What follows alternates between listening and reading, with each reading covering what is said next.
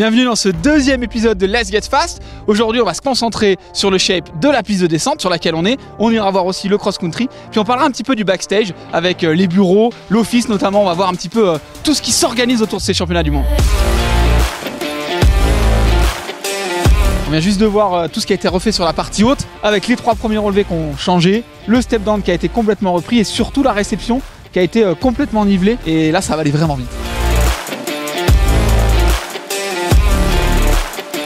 Là on est au road gap 1 et du coup on a été donc ils ont rajouté un rondin qui est là, celui-là qui est juste là, qui est quand même assez gros pour justement que ce soit plus à plat, parce que comme ça arrivait du dévers, pour remettre le saut à plat et qu'il soit pas totalement en dévers et garder encore la vitesse pour le saut qui est nouveau, qui est juste derrière là. On arrive à ce fameux gros road gap DG. Donc il a été légèrement rabaissé, il a été aussi un petit peu avancé pour correspondre avec la nouvelle réception qu'on a faite, mais c'est toujours aussi impressionnant.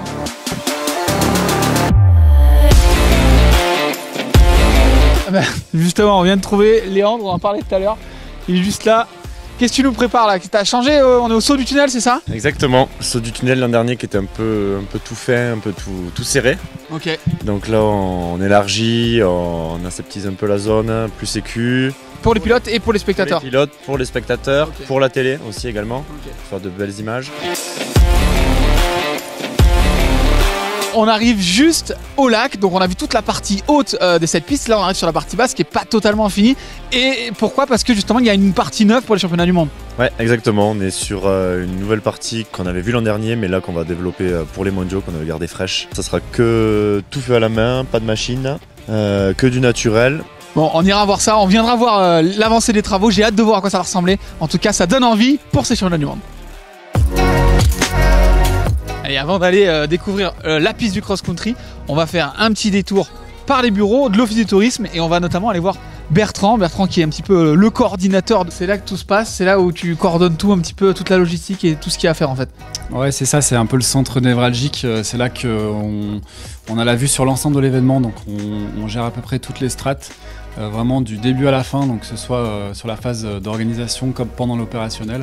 En fait, on a profité des Coupes du Monde déjà pour bosser. En fait, on avait la vision lointaine des championnats du monde, mais ce qu'on faisait sur les Coupes du Monde, c'était aussi pour les préparer.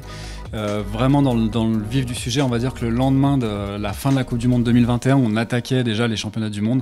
On se mettait en mode championnat du monde et on partait sur vraiment, à partir du bilan de la Coupe du Monde, on se projetait vraiment sur l'événement qui arrivait. Donc c'est clairement, en fait, c'est un enchaînement. C'est quasiment depuis 2019, on a ça en ligne de mire. On y est sur ce cross-country, juste au départ arrivé. Donc juste derrière nous, il y aura voilà, tout ce qui est exposant, tout ce qui est village partenaire. Il y aura beaucoup d'animations dans cet endroit-là. Et nous, on va aller voir maintenant la piste de plus près. On va attaquer par la longue montée qui va jusqu'aux écoles.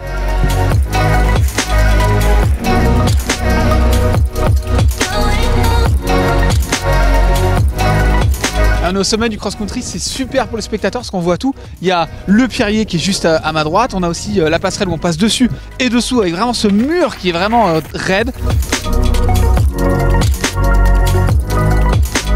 On a eu la chance dans le cadre du shape de ces deux pistes, aussi bien le cross-country que la descente, de recevoir des jeunes d'un lycée agricole, le lycée Henri Cueil-Neuvic, qui sont venus à une quinzaine avec leurs professeurs pour justement, dans le cadre de leur activité, dans le cadre de leurs études, travailler sur les aménagements forestiers et autres. Donc c'était vraiment intéressant à voir.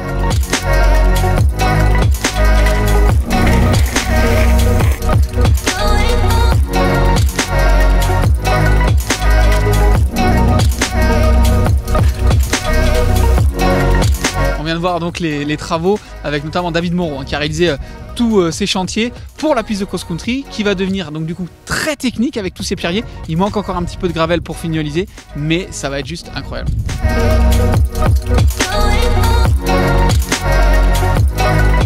C'est la fin de ce deuxième épisode de Let's Get Fast. On va se retrouver forcément pour un troisième épisode avec quelques surprises. En attendant, vous pouvez déjà profiter de notre bike park. En plus, il fait beau, donc il y a vraiment de quoi se faire plaisir. Allez, ciao!